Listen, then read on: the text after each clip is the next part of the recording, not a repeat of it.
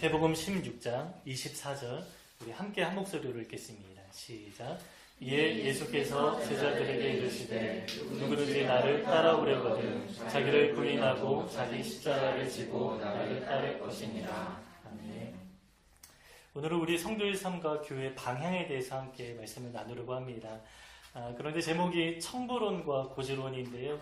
이 두 가지 사상을 조금 점검해야 주님이 우리에게 원하시는 삶의 방향, 교회의 방향이 조금 명확하게 드러난다 생각합니다.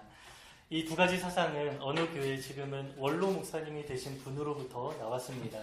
이 청부론은 깨끗한 부자라는 책을 통해서 알려졌고요. 고지론은 1990년대 초반에 그 목사님께서 학원복음화 협의회나 아니면 코스타 집회에서 청년들에게 고지론과 관련된 설교를 한 것이 시초가 되어서 많은 사역자와 청년들에게 퍼져나가게 되었습니다. 꽤 오래전에 나왔던 사상인데 지금도 한국교회 안에 다양한 형태로 유행하고 지금도 여전히 번지고 있습니다.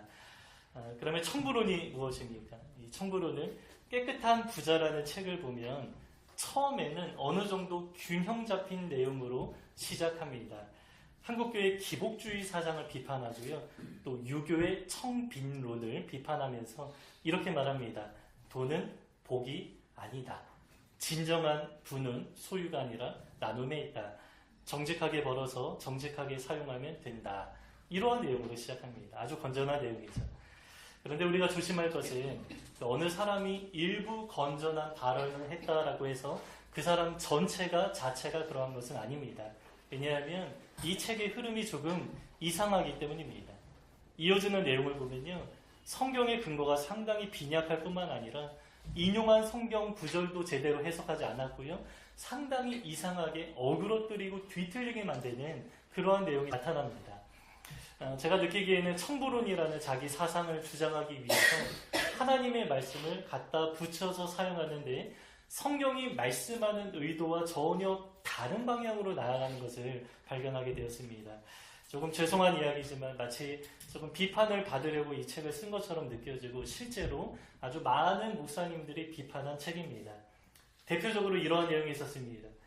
하나님의 뜻대로 살기만 하면 누구나 호의호식할 수 있다. 이 호의호식 무엇입니까? 좋은 옷, 좋은 음식을 먹으면서 부유한 삶을 누릴 수 있다. 이것이 모든 성도를 향한 하나님의 선한 뜻이다 라고 하는데요. 그 근거가 마태복음 6장 33절이라고 합니다. 너희는 먼저 그의 나라와 그의 의를 구하라. 그래야만 이 모든 것을 너희에게 더하시리라. 이 구절을 가지고 이렇게 말합니다. 우리가 정말 부자 되기 원한다면, 풍요롭게 살기 원한다면 그의 나라와 그의 의를 구하면 된다. 이렇게 설명합니다. 그러면서 하나님은 물질을 더해 주시는 분인데 하나님의 그 더해 주시는 은혜, 물질이 점점 더 많아지는 그 은혜를 사모하면서 살아가라 이렇게 말합니다. 여기서 두 가지가 잘못됐습니다. 첫째, 나의 풍요로운 삶을 위해서, 나를 위해서 하나님 나라에 헌신하라라고 하는데 성경의 관심과 초점은 내가 아니라 하나님의 나라입니다. 이 삶의 목적을 뒤바꾼 것이죠. 그리고 두 번째 잘못된 점은 주님이 풍요로운 삶을 약속하셨다라고 했는데 실제로 마태복음 6장을 보면 주님은 풍요로운 삶을 약속하신 적이 한 번도 없습니다. 우리에게 약속하신 것은 먹을 것과 입을 것입니다. 기본적인 필요가 채워진다라는 내용입니다. 그래서 솔로몬의 그 아름다운 영광보다 들의 백합화가 더 아름답다라고 말씀하시죠. 기본적인 필요에 만족하고 자족하고 소박하게 살아가는 그 삶의 모습을 긍정하시면서 그 모습이 오히려 더욱더 아름답다 이렇게 보시는 겁니다. 그러나 그 책에서는 예수 잘 믿으면 부자가 된다. 누구나 그렇게 될 수 있다. 이렇게 부추깁니다. 그리고 이 책의 마지막 장에 소제목이 4가지가 있는데 이렇게 마칩니다. 어떠한 부자가 되라. 첫째, 하늘의 보물을 쌓는 부자가 되라. 둘째, 세상의 불평등을 치유하는 부자가 되라. 셋째, 하나님을 위하는 부자가 되라. 넷째, 하나님이 믿고 맡길 수 있는 부자가 되라. 다 좋은 이야기 같습니다. 그런데 결론이 무엇입니까? 부자가 되라 라는 것입니다. 모든 성도가 말씀에 순종하기만 하면 하나님의 은혜와 축복으로 누구나 다 부자가 될 수 있다는 것입니다. 그리고 이것을 사모하고 구하라. 아주 적극적으로 말합니다. 그러나 이 내용은 명백히 반성경적입니다. 성도가 부자가 되면 안 된다 이러한 이야기가 아닙니다. 부자가 되려는 그 마음과 삶의 방향이 문제인 것입니다. 디모데전서 6장 9절부터 12절에는 이렇게 시작합니다. 부하려 하는 자들은, 자, 부자가 되려 하는 자들은 이렇게 된다라고 하는데요. 시험과 올무와 여러 가지 어리석고 해로운 욕심에 떨어지나니 파멸과 멸망에 빠진다. 그리고 유명한 말씀이 이어서 나옵니다. 돈을 사랑함이 일만하게 뿌리가 된다. 여러분, 요약하면 어떻습니까? 돈을 따라 살아가면 안 된다라는 것이죠. 우리 마음이 너무나 약하지 않습니까? 특별히 돈에 약합니다. 그래서 너무 많이 흔들리기 때문에 부자가 되려는 마음으로 살아가면 상당히 위험하다. 이렇게 말씀하는 것입니다. 그러면 어떠한 마음으로 살아가야 합니까? 이어지는 내용이 이렇습니다. 오직 너 하나님의 사람아. 자, 하나님의 사람은 이렇게 살아야 된다. 이것들을 피하고. 자, 하나님의 사람은 돈을 추구하는 그 마음을 피하고. 이렇게 말합니다. 의와 경건과 믿음과 사랑과 인내와 온유를 따르며 믿음의 선한 싸움을 하라. 자, 부자가 되려는 마음이 아니라 의와 경건과 믿음과 사랑과 인내와 온유, 믿음의 선한 싸움을 하라. 이렇게 말씀하죠. 우리 성도의 삶의 방향은 돈을 따라가는 것이 아니라 주님 따라가는 것입니다. 그러면 한 가지 의문이 생기기도 합니다. 우리 모든 성도는 그냥 막 다 청빈하게 금욕주의적으로 살아가야 하는 것입니까? 그렇진 않습니다. 하나님은 다양한 사람들을 다양하게 사용하십니다. 우리가 제자들을 생각할 때 제자들은 다 가난하고 배움이 짧은 사람들이다 생각하는데 물론 그러한 사람들도 있지만 그렇지 않은 사람들도 있습니다. 제자 중에 마태가 있는데요. 그는 세리였기 때문에 아마 부자였을 것입니다. 이제 마태복음에서는 본인이 작은 잔치를 벌였다 좀 겸손하게 말했지만 누가복음에 보면 레위가 이제 마태죠. 레위가 주님과 또 세리와 죄인들을 위해서 큰 잔치를 베풀었다. 이러한 기록이 있습니다. 아주 부자였다는 것입니다. 야고보와 요한의 형제인데요. 주님이 부르실 때에 부모로부터 떠났을 뿐만 아니라 배를 버려두고 떠났다라고 하는데요. 당시에 배를 소유한 사람은 상당히 큰 부자였다라고 합니다. 우리 시대 어부는 조금 가난하게 생각하는데 기본적으로 어부는 좀 중산층 이상이었고요. 그 중에서 배를 소유한 사람이 당시에 약 200여 명 정도밖에 없었다라고 하는데 역사학자에 의하면 그렇습니다. 근데 배를 소유했다라는 것은 어부 중에서도 좀 꽤 잘 사는 사람이었다 이렇게 볼 수 있습니다. 예루살렘 교회 바나바는 어떻습니까? 구부로 출신, 섬 출신의 사람입니다. 그런데 그에게 땅이 있었다. 땅을 소유하고 있는 사람이었습니다. 그 땅을 팔아서 이제 교회 가난한 사람을 구제했다라고 했는데 어느 정도 이제 부를 소유한 사람이었다 이렇게 볼 수 있습니다. 이처럼 하나님은 다양한 사람들을 다양하게 사용하십니다. 하나님 나라의 백성들이 다양하게 존재합니다. 그러나 문제는 우리 모두가 다 부자가 될 수 있다라고 하면 어떻게 됩니까? 그렇게 말하지 않아도 우리 사람의 마음에는 돈을 갈망하는 욕심이 있는데 그 욕망의 고삐를 다 풀어놓게 만듭니다. 제가 예전에 사역할 때 중고등부 아이들에게 소원이 뭐냐 물어봤더니 전능하신 하나님, 모든 것을 할 수 있는 하나님께서 돈을 뭉텅이로 다발로 나에게 주셨으면 좋겠다. 이렇게 말합니다. 실제로 사람들이 원하는 직업군을 조사해보면 자기 성향이나 비전 따라가는 사람들이 많지 않은 것 같습니다. 대부분 수입이 안정적인 직업을 추구합니다. 그래서 성경은 물질과 관련하여서 우리에게 말씀하실 때에 두 가지입니다. 절제와 자족을 우리에게 가르칩니다. 욕망을 통제하라라는 것이죠. 그러나 천국은 어떻습니까? 우리 마음의 그 욕망의 고삐를 다 풀어놓는 것입니다. 통제되지 않은 채 방치할 뿐만 아니라 오히려 부추기는 면이 있습니다. 여러분, 이렇게 되면 우리 삶의 방향이 상당히 어그러지게 됩니다. 부자가 되면 안 된다 이러한 이야기가 아닙니다. 중요한 것은 우리 마음에 무엇으로 채워져 있는가, 우리의 삶의 방향이 무엇인가, 이 문제를 다루는 것입니다. 여러분, 성도의 삶의 방향이 무엇입니까? 부자 되는 건 아닙니다. 사명 감당하면서 주님 말씀하시죠. 나를 따르라. 우리 주님 따르며 살아가는 주님의 제자로서 살아가는 것입니다. 그 과정 중에 하나님이 어떠한 특별한 경우에 불을 허락하시기도 하지만 그 자체가 목적이면 안 된다라는 것입니다. 그래서 제가 지적하고 싶은 두 가지는 우리 마음입니다. 우리 마음에 무엇으로 채워져 있는가, 또 우리의 삶의 방향이 무엇인가.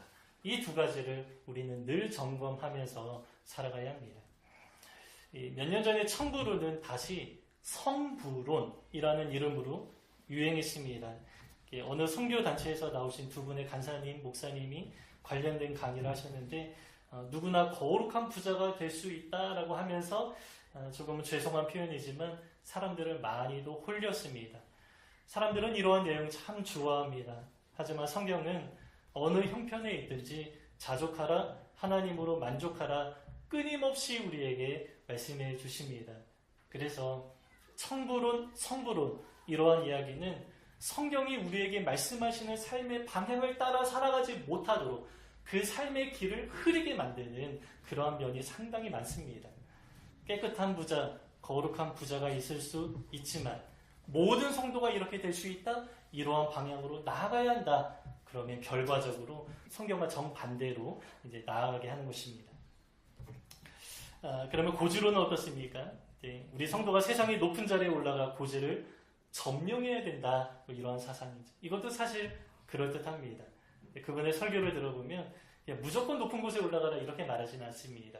높은 곳에 올라가서 그 힘과 많은 권한을 가지고 낮은 곳으로 내려가라. 낮은 곳에 있는 사람들을 도우라. 이렇게 말합니다. 상당히 좋은 이야기입니다. 그러나 중요한 것은 성경에는 그러한 내용이 없다라는 것입니다. 물론 우리가 낮은 곳을 바라보며 살아가야 하는 것은 맞지만 이제 고지론의 핵심은 이렇습니다. 일단은 높은 곳에 모두가 올라가야 된다라는 것인데 성경에는 그러한 내용이 없다라는 것입니다. 그래서 이 사상도 어느 개인의 상식적인 그냥 상식에 준하는 생각일 뿐이지 성경의 교훈으로 봐서는 안 됩니다. 이 진리라는 것은 상식을 넘어서는 면이 있는데 이 진리를 전혀 담아내지 못하는 그런 하나의 사상입니다. 그런데 잘 알려진 성경 구절 중에 그 고지론을 긍정하는 것처럼 보이는 내용이 있습니다. 그것이 바로 우리가 세상의 빛이다 라고 하면서 등불은 높은 곳에 둬야 그 빛이 많은 사람들에게 비춰진다라는 내용입니다. 관련된 구절이 복음서에만 3번 나오는데요. 이제 우리가 설교에서는 한 구절만 다루고 나머지 두 구절은 이제 오후에 함께 좀 다루도록 하겠습니다. 마태복음 5장 14절 16절에서 이렇게 말씀합니다. 다 아시는 말씀입니다. 너희는 세상의 빛이라 산 위에 있는 동네가 숨겨지지 못할 것이요 사람이 등불을 켜서 말 아래 두지 아니하고 등경 위에 두나니 이러므로 집안 모든 사람에게 빛이 있느니라. 이같이 너희 빛이 사람 앞에 비치게 하여 그들로 너희 착한 행실을 보고 하늘에 계신 너희 아버지께 영광을 돌리게 하라. 언뜻 보면 이렇게 느껴집니다. 우리 모든 성도가 세상의 빛인데 빛은 산 위에 있어야 된다. 그 빛이 집에 있다면 천장에 있어야 된다. 그래야 집안 전체를 비출 수 있다라고 말하는 것처럼 생각하게 됩니다. 하지만 우리가 글을 볼 때 글의 흐름, 문맥이 참 중요한데요. 이 비유는 팔복 바로 다음에 나옵니다. 근데 여러분 팔복의 내용이 무엇입니까? 왜곡된 사회 구조 속에서 하나님의 말씀대로 살아가다가 고난받으면서 마음이 많이 상하고 무너져 있는 사람들을 격려하는 내용입니다. 그래서 청중은 세상살이의 몸과 마음이 많이 상해 있고 무너져 있는 사람들입니다. 팔복 다음에 바로 이 내용이 이어지는데 주님이 이러한 사람들에게 고지론을 말씀하실 리가 없습니다. 너희가 아무리 어렵고 힘들어도 내 제자라면 무조건 세상의 높은 자리에 올라가야 한다. 이러한 식으로 막 채찍질하시는 그러한 내용이 아니라는 것입니다. 이들이 세상살이에 지쳐있지만 주님의 말씀대로 살아가기 원하는 사람들에게 팔복으로 위로하시면서 한 가지 권면하시는데 그 권면이 소금이다, 빛이다. 너희들은 세상에서 너무나 중요한 존재다 라고 말하는데 그 빛은 세상이 높은 곳에 올라가서 비추는 것이 아니라 그 빛은 성도의 착한 행실이다. 이렇게 말씀합니다. 따라서 성도가 어느 형편에 있든지 주변 사람들에게 착한 행실이 드러난다면 그 삶 자체가 주변에 빛이 되고 결국에 그 삶을 통해서 하나님께 영광이 된다. 이렇게 말씀하는 것입니다. 이제 관련된 두 구절도 이제 고지론처럼 보이는 내용이 있긴 하지만 전혀 상관없는 내용입니다. 제가 아는 한 고지론을 지지하는 성경 구절은 하나도 없습니다. 그런데 고지론 자체는 좀 괜찮은 사상처럼 느껴지지 않습니까? 이 청년들에게 좋은 위치를 점유해서 세상 많은 사람들에게 선한 영향력을 끼치라라고 하면 아주 좋은 동기부여가 된다라고 생각하는 것입니다. 하지만 성경에 이러한 내용이 없는 것 자체도 중요한데 더 중요한 문제는 고지론을 뒤집을 때 두 가지 큰 맹점이 나타납니다. 첫째, 높은 자리는 많은 사람들에게 허용되지 않습니다. 높은 자리는 소수에게만 허용되어 있습니다. 주로 교회에서 다음 세대에게 요셉 이야기 많이 하지 않습니까?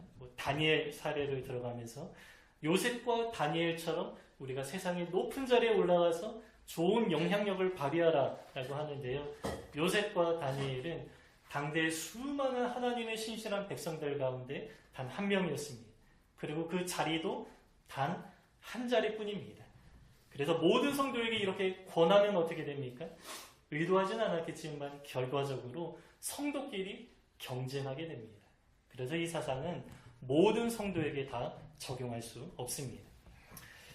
둘째, 선한 영향력은요, 높은 자리에서만 나타낼 수 있는 게 아닙니다.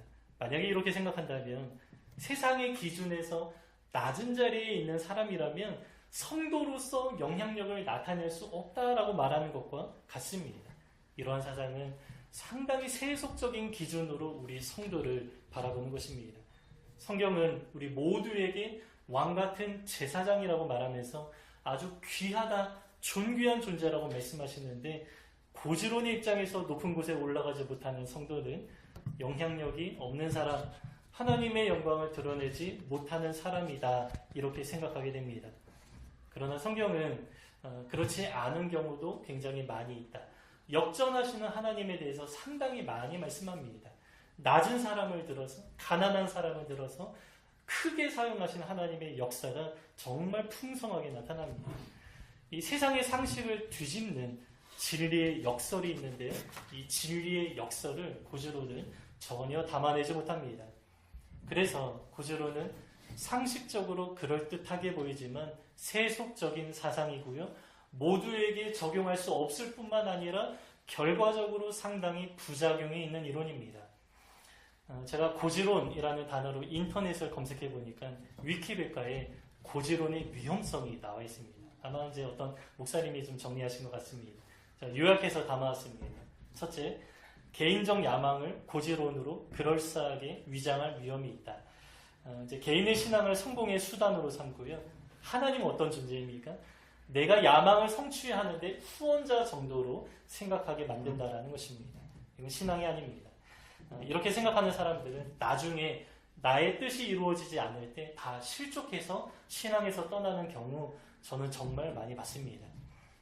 두 번째 문제는 성공지상주의를 지적합니다.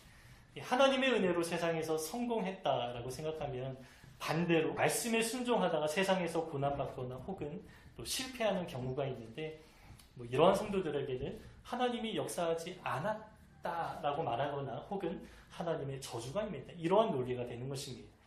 이러한 논리로는 예수님의 삶을 이해할 수 없고요. 욥기서 또한 도저히 이해할 수 없습니다. 셋째 문제는 이미 고지를 점령했지만 이미 많은 사람들이 성도로서 고지를 점령했는데 한국 사회가 변화되지 않았다라는 것입니다. 국회의원, 정치인, 판사, 검사 등 기독교 신자가 30%가 넘는다라고 합니다. 전체 기독교 비율보다 훨씬 높습니다. 그러나 오히려 이들에게서 부정부패가 많이 발견됩니다. 그리고 마지막으로 애초에 고지론 자체가 비성경적이다 이렇게 지적하는데요. 성경은 높이 올라가라 말씀하신 적이 없고 오히려 있는 자리에서 낮은 곳을 바라보라라고 하는데 고지론은 일단 높이 올라가라라고 가르치는데 문제가 있다, 성경적이지 않다라고 지적하는 것입니다. 그런데 교회는 자꾸 이제 청년들에게 세상에서 잘 나가는 것에 좀 집착합니다. 제가 경험한 여러 교회에서 뭐 진학이나 취업을 잘하면 막 일으켜 세우면서 막 박수치는 그러한 모습을 제가 종종 보았습니다. 신앙생활 열심히 잘했더니 이러한 결과가 있다. 하나님의 축복을 받았다라는 식으로 치켜 세우는 것입니다. 그러면 그렇지 않은 많은 청년들은 뭐가 되는 것입니까? 신실하게 신앙생활하면서 세상의 것들을 포기하는 청년들도 있습니다. 여러분, 이러한 신앙을 격려하는 것이 예수님의 태도이고 아까 말씀드린 팔복의 내용인데, 오히려 교회는 이러한 사람들을 외면하고 세상에서 잘 나가는 그러한 사람들에게 주목합니다. 이거는 전혀 예수님의 태도, 성경의 태도가 아닙니다. 그냥 일반 세상에서 볼 수 있는 모습일 뿐이죠. 어느 학원에서 학생이 외고 과학고 진학하면 그 학원 앞에 이름을 아주 크게 붙여놓는데 그러한 모습과 다르지 않은 것입니다. 이 목회자들이 착각하는 것이 이러한 분위기를 만들어 놓으면 청년들의 신앙도 좋아지고 동기부여가 되어서 세상에서도 능력 있는 사람이 될 것 같은데 이렇게 생각하는 것입니다. 그러나 결과는 그렇지 않습니다. 이제 교회에서는 말씀을 가르치면서 누구를 만들어야 합니까? 하나님의 사람을 만들어내야죠. 그러나 교회에서 세상의 원리, 세상의 가치관을 가르치면 결국 교회에서 세상 사람을 만들어낼 뿐입니다. 실제로 제가 아는 어느 교회 이야기입니다. 담임 목사님께서 청년사역에 중점을 두고 한때 청년들을 굉장히 많이 격려하셨다라고 합니다. 고지론 사상을 적용해서 청년들에게 세상에서 영향력이 있는 사람이 되라 도전을 많이 하셨습니다. 그리고 실제로 청년들이 도전을 많이 받아서 이제 좋은 대학에 편입도 하고 여의도에 있는 좋은 기업에도 입사하는 일들이 아주 많이 나타났다라고 합니다. 교회 분위기는 잠시 좋아졌는데 조금 시간이 흐른 이후에 결과가 있는데요. 청년들이 세상에서 선한 영향력을 나타내기보다 오히려 신앙을 잃어버리고 하나 둘 떠나는 그런 일들이 좀 나타났다라고 합니다. 그래서 교회는 좋은 청년들을 많이 좀 잃어버렸다라고 합니다. 한 교회 사례이기 때문에 다 이러한 결과가 나타난다 이렇게 말할 수는 없겠지만 제 관점에서는 조금 뻔한 결과다라고 생각합니다. 왜냐하면 성경이 말씀하는 삶의 방향과 다르기 때문입니다. 주님은 높은 곳이 아니라 우리가 어느 자리에 있든 세상에서 높고 낮음은 중요하지 않습니다. 높은 자리에 있을 수도 있고요. 낮은 자리에 있을 수도 있습니다. 그러나 어느 자리에 있든 우리에게 요구하시는 것은 말씀에 순종하는 것입니다. 주님 따르면서 그리고 나보다 더 어렵고 낮은 사람들을 바라보면서 살아가라 우리에게 말씀하십니다. 결국 청부론과 구제론은 여러분 하나님의 뜻과 거리가 있습니다. 오히려 결과적으로 성도 안에 있는 욕심의 고삐를 풀어놓았고 성경이 말씀하는 그 삶의 방향을 흐르게 만들었습니다. 결국의 세상은 이렇게 말합니다. 교회나 세상이나 다 똑같다. 교회 목사나 성도들도 세상 사람들처럼 욕심 많고 어떤 경우에는 더 심하다라고 합니다. 그러니까 교회 다닐 필요를 전혀 못 느끼는 것이죠. 교회에 와서도 세상에서 하는 이야기를 똑같이 하는 것입니다. 교회는 세상과 조금 다르고 조금 고귀한 가치를 추구하는 모습이 나타나야 하는데 오히려 세상과 똑같으니까 신앙에 대한 흠모가 전혀 사라지는 것입니다. 하나님에 대한 경외심까지 사라지게 됩니다. 그래서 이 두 가지 사상 때문에 저는 개인적으로 교회 안에 미친 해악이 아주 크다라고 생각합니다. 그러면 우리는 어떻게 살아가야 하겠습니까? 이제 말씀을 마무리하면서 이제 성경이 말씀하는 제자의 삶에 대해서 좀 간략하게 나누기 원합니다. 저는 제자훈련 프로그램을 별로 좋아하지 않는데요. 그 중요한 이유 중에 하나가 제자훈련이란 이름으로 프로그램을 만들었지만 제자훈련의 가장 중요한 첫 출발점이면서 가장 중요한 구절은 잘 다루지 않기 때문입니다. 저는 그 이유를 좀 알 것 같습니다. 왜냐하면 그 구절이 상당히 부담스럽기 때문입니다. 복음서 전체에서 가장 중요한 구절이기 때문에 설교나 혹은 제자훈련 프로그램이라면 특히 정말 중심적으로 잘 드러나야 하는 구절이지만 성도에게 부담이 되는 내용이기 때문에 설교로도 다뤄지지 않을 뿐만 아니라 제자훈련 프로그램에서도 이 구절은 찾아보기 너무 어렵습니다. 어느 구절입니까? 오늘 본문입니다. 여기서 주님은 누구든지 나를 따라오려거든 이라고 말씀하는데 자, 누구든지 따를 수 있다라고 합니다. 열려 있다라고 합니다. 그러나 조건이 있죠. 두 가지 조건만 충족하면 누구나 다 예수님의 제자가 될 수 있다라고 말씀합니다. 그 두 가지는 자기를 부인하는 것, 그리고 자기 십자가를 지면서 주님이 가신 길을 따라서 좁은 길로 걸어가는 것입니다. 이 구절은 우리 모든 성도가 가슴에 새겨야 하는 아주 중요한 말씀입니다. 그러면 자기를 부인하는 것 무엇입니까? 오직 예수님 외에 아무것도 드러내면 안 된다라는 것입니다. 자기를 부인하는 사람은 자기의 이름을 드러내지 않습니다. 교회의 이름 중요하지 않습니다. 예수님의 이름만 드러내면 되는 것입니다. 어느 단체가 커지거나 또 그 단체 이름을 드러내는 것도 중요하지 않습니다. 오직 복음만이 드러나면 다른 분이 다 없어져도 괜찮습니다. 내 이름도 사라져도 괜찮습니다. 이것이 바로 자기를 부인하는 것입니다. 그래서 그 바울의 고백이 아주 위대하고 우리에게 본이 됩니다. 오직 예수님 외에는 모든 것을 다 배설물로 여긴다라고 합니다. 멀리 치워 버려야 하는 수준으로 생각하는 것입니다. 그리고 빌립보서에서 바울은 자기 안에 정말 간절한 기대와 소원이 있는데 그것이 바로 내 안에 있는 예수님께서 존귀하게 드러나는 것, 이렇게 고백합니다. 오직 예수님의 이름만 드러난다면 나는 전혀 어떻게 되든 상관없다, 이렇게 고백하는 것입니다. 제자훈련의 단계가 있다면 이것이 가장 첫 단계여야 합니다. 상당히 수준 높은 신앙의 단계처럼 생각되는데 여러분, 이 구절을 알지 못하면 도중에 실족하게 됩니다. 다시 돌아서게 됩니다. 소위 교회에서 이런 말 많이 하죠. 예수 믿으면 부자 된다, 가난에서 해방된다, 질병에서 치유된다, 사업에 성공한다, 진학하고 취업하는 데 도움을 받는다. 과거 한국교회에서 이러한 이야기 많이 하지 않았습니까? 그러나 예수 믿었더니 부자가 안 되는 일들 얼마나 많이 있습니까? 질병에서 치유 안 되기도 하고요. 사업에 실패하는 일을 경험하는 수많은 사람들이 실족해서 믿음에서 떠났고 지금도 그러한 일들이 많이 나타나고 있습니다. 왜냐하면 예수 안 믿고도 부자 되는 경우 많습니다. 오히려 예수 안 믿어서 부자 되는 사람이 훨씬 많죠. 예수 안 믿고 자연 치유로 병에서 해방되는 사람도 있습니다. 예수 안 믿고 좋은 대학에 진학하는 비율이 예수 믿고 좋은 대학에 가는 것보다 훨씬 많이 있습니다. 예수 안 믿고 좋은 직장에 취업하는 경우도 많습니다. 따라서 교회는 이러한 내용으로 성도를 유혹할 수 있다, 이렇게 착각하면 안 됩니다. 전혀 설득도 안 되고 또 중요한 것은 진리가 아닙니다. 그래서 우리는 그 복음을 함께 나눌 때 처음 출발을 아주 잘 해야 합니다. 잘못된 기대 심리로 주님을 따르면 결국에 언젠가 실족할 수밖에 없습니다. 신앙의 처음 출발 무엇입니까? 예수님입니다. 복음입니다. 이것이 너무나 중요하고 나에게 너무나 감사하기 때문에 나를 부인하면서 예수님을 위해서 살아가는 것, 이러한 마음으로 이제 신앙이 이제 나아가야 하는 것이죠. 그리고 이어서 자기 십자가 지라 이제 말씀합니다. 뭐 이제 간단하게 말씀드리면 사명 감당하라, 이러한 이야기죠.